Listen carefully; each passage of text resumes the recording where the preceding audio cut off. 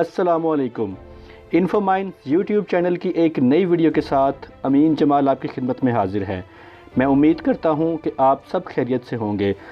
Video शुरू करने से पहले मेरी उन तमाम दोस्तों से गुजारिश है कि जिन दोस्तों ने अभी तक हमारा चैनल सब्सक्राइब नहीं किया वो चैनल को सब्सक्राइब करके बेल बटन भी प्रेस कर दें ताकि हमारी हर नई आने वाली वीडियो उनको नोटिफिकेशन के ज़रिए मौसूल हो सके।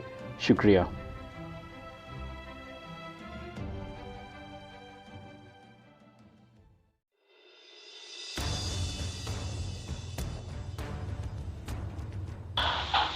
दो टके की औरतें। जब खलीलुर रहमान कमर ने मेरे पास तुम हो ड्रामा में एक औरत को अपने गरीब शौहर को पैसे की खातिर छोड़कर एक अमीर आदमी के पास जाने पर इसे दो टके की औरत कहा तो अपर क्लास के हरामखोरों की बहुत सारी ऐसी सो कॉल्ड औरतें बिलबिला उठी जिनकी दुम पर खलीलुर रहमान कमर ने माशरे के इस गृह सच को सामने लाकर पांव रखा था। हमारी अपर और लोअर क्लास में दूसरे मर्द की दौलत और स्टेटस से मुतासिर होकर वो अपने पहले शौहर को दूसरे के मुकाबले में कमतर समझकर छोड़ देना एक आम सी बात है।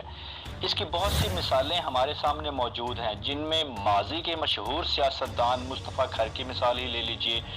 तहमीना दुरानी एक ब्यूरोक्रेट की बेटी थी, शादीशुदा और बच्चों की माँ थी। इसके पहले शौहर का नाम अनीस था जो कि एक ब्यूरोक्रेट ही था। मुस्तफ़ा खर एक परले दर्जे का अयाश, मुल्तान से ताल्लुक़ रखने वाला सियासतदान और जागीरदार था। वो पंजाब का गवर्नर बना तो इसने औरतों के मामले में हर हद क्रॉस कर ली। सुना है कोई राह चलती औरत इसके शर से महफूज न थी। मौसूफ ने 8 शादियां कर रखी थी। खैर वो उनका एक अपना ज़ाती मामला था और तहमीना दुरानी दोनों एक मखलूत पार्टी में मिले। दोनों का अफेयर स्टार्ट हुआ और तहमीना ने अपने मियाँ से तलाक लेकर मुस्तफ़ा खर से शादी कर ली। दोनों के बच्चे भी हुए, मगर मुस्तफ़ा खर डाल मंडलाने वाला भंवरा सिफ्त मर्द था जो तहमीना के निकाह में होते हुए भी दोनों में बच्चों के बाद भी तलाक हो गई। तहमीना ने तलाक के बाद अंग्रेजी में माई फेवरेट लॉर्ड के नाम से एक किताब लिखी जिसका उर्दू तर्जमा ये था, मेडासाइन। इसके नाम से ये किताब शाया की गई। इस किताब में इस बीबी ने इन सारे वाक़यात का बहुत तफसील से जिक्र किया। तहमीना दुरानी ने इस किताब में मुस्तफ़ा खर की शख्सियत के परखच्चे उड़ाकर रख दिए थे, मगर ये मोहतरमा भूल गई कि ये खुद भी बच्चों और एक शौहर को छोड़कर एक वक़्त के गवर्नर की झोली में अपनी मर्जी से जा गिरी थी।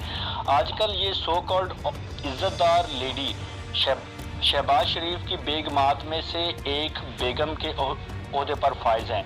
मतलब इन मोहतरमा को हर नई शादी के लिए सिर्फ और सिर्फ हुकूमत में मौजूद मर्द ही पसंद आते थे। अब ऐसी ओहदे, दौलत और शोहरत की पुजारी औरतों को कोई दो टके की औरत ना कहे तो फिर क्या कहे। मौजूदा दौर में इस सिलसिले की एक मिसाल तो हमारे सामने अपने खान भाई की भी मौजूद है, जिनकी सियासत में एक मुतवक्किफ प्राइम मिनिस्टर के हवाले से मजबूत हैसियत देकर एक शादीशुदा जवान बच्चों की मां ने अपना पहला शौहर और पुराने घर गृहस्थी को लात मार दी। पाकपतन जैसे पसमानदा इलाके को छोड़ा और इस्लामाबाद के बनी गाला के महल में जा उड़ारी मारी। लेकिन अगर इसका जिक्र मैंने किया तो मेरी लिस्ट में बहुत से काके काकियों के पेट में ऐसा शदीद दर्द होगा। मेरी ये पोस्ट पानीपत के मैदान जंग में बदल जाएगी और मुझे अपनी जान बचानी मुश्किल हो जाएगी। ऐसी मिसालें मौजूद हमारे इर्द गिर्द बहुत सी हैं, जिनमें बहुत सी औरतें अपने शौहरों को दूसरों के मर्दों के मुकाबले में हकीर कमतर समझकर छोड़ गईं। अब ये लोग ईमानदारी से जवाब दें कि क्या ये सारी औरतें जो अपने पहले शौहर को दूसरे मर्द के मुकाबले में माली तौर पर कमतर समझकर छोड़कर जाती हैं, इनको दो टके की ना कहा जाए तो फिर इनको क्या कहा जाए। मियाँ बीवी का रिश्ता होता ही दुख सुख का है, तो फिर खलीलुर रहमान कमर ने इस ड्रामे में मौजूद दो टके की औरत को ऐसा क्या कह दिया जो बिना निकाह के एक नामहरम मर्द की दौलत से मुतासिर होकर इसके साथ रहने को चली जाती है। तो इसे दो टके की औरत कहा तो इसमें क्या गलत कहा। जो रेशम जैसी गंदी मुजरे करने वाली 2 टके की तवाइफ ने मंसूर अली खान के एक शो में बैठकर खलीलुर रहमान को एक हक बात करने पर 2 टके का मर्द कहा। और मैं हैरान हूं कि मंसूर अली खान जैसे 2 टके के मर्दों पर, जो अपने कौमी सतह पर होने वाले टॉक शोज में रेशम जैसी बद किरदार मुजरे करने वाली औरतों को बुलाकर इनसे इनकी राय पूछते हैं। क्या आमिर लियाकत अली जैसे कमीने और रेशम जैसी तवाइफ इस काबिल हैं कि सारी दुनिया के सामने बैठकर किसी के मुतालिक अपनी राय दें? ये सब देखकर मुझे लगता है कि इलेक्ट्रॉनिक मीडिया पर इस वक्त ऐसे मर्दोजन की अक्सरियत है जो ऐसी ही 2 टके की औरतों की औलादें हैं, जो 2 टकों की खातिर जिस्म फरोशी करती हैं। यही परजात मर्द और औरतें जो आज मेरा जिस्म मेरी मर्जी वालों की हिमायत में मीडिया पर बैठकर भौंक रही हैं। और अब इस मायरा खान को ही देख लीजिए।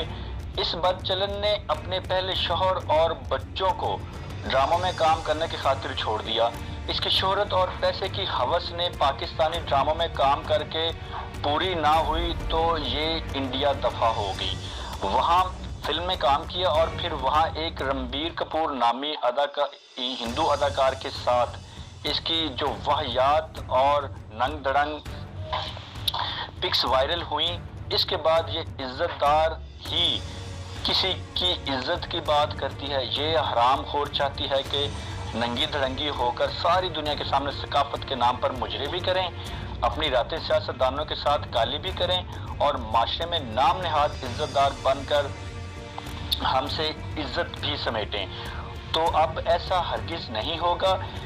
इनको अब किसी के सामने नंगा तो करना पड़ेगा। मुझे अफसोस है कि मेरे भाइयों और बहनों और औरत होते हुए भी इनके 2 टके की तवाइफों के गंदे पिक्स पोस्ट के साथ ऐड कर रहे हैं, मगर इन मकारों का मुकाबला करने के लिए इनकी औकात इनके मुंह पर मारनी है। और अब बहुत ज़रूरी है ताकि ये मीडिया पर बैठकर मेरा जिस्म मेरी मर्जी का प्रचार करने से पहले आईने में अपने मकरू और करीह शक्ल देख लें और कभी भी गंद को साफ करने के लिए अपने हाथ पर गंदे करने तो पड़ते ही हैं। और ये ज़रूरी होता है कि बजाय इसको हम गंदा कारपेट के नीचे जमा किया जाए। खलीलुर रहमान कमर से बहुत बड़ी गलती हुई जो इसने मारवी सरमद जैसी बेहया औरत को सिर्फ गालियों पर ही तरखा दिया। इसे चाहिए था कि जूता उतार कर गिन गिन कर पूरे 100 के 100 इसके मुंह और इसकी मोटी शक्ल पर मारते ताकि इसकी गुमशुदा अकल वापस आ जाती और 100 जूते आमिर लियाकत जैसे भांड और कमीने के सर पर भी मारे जाते और फिर 10,000 होते तो गंदे मुजरे करने वाली रेशम जैसी गंदी नस्ल के सर पर भी मारता।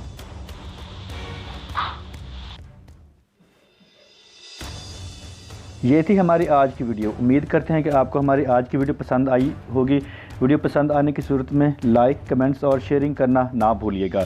और नए आने वाले तमाम दोस्तों से गुजारिश है कि जिन दोस्तों ने अभी तक हमारा चैनल सब्सक्राइब नहीं किया वो चैनल को सब्सक्राइब करके बेल भी प्रेस कर दें ताकि हमारी नई आने वाली वीडियो उनको नोटिफिकेशन के ज़रिए मौसूल हो सके। अगली वीडियो तक के लिए अमीन जमाल को दीजिए इजाज़त। अपना ढेर सारा ख्याल रखिएगा और दुआओं में अपने चाहने वालों को याद रखिएगा। अल्लाह हाफिज़। पाकिस्तान जिंदाबाद।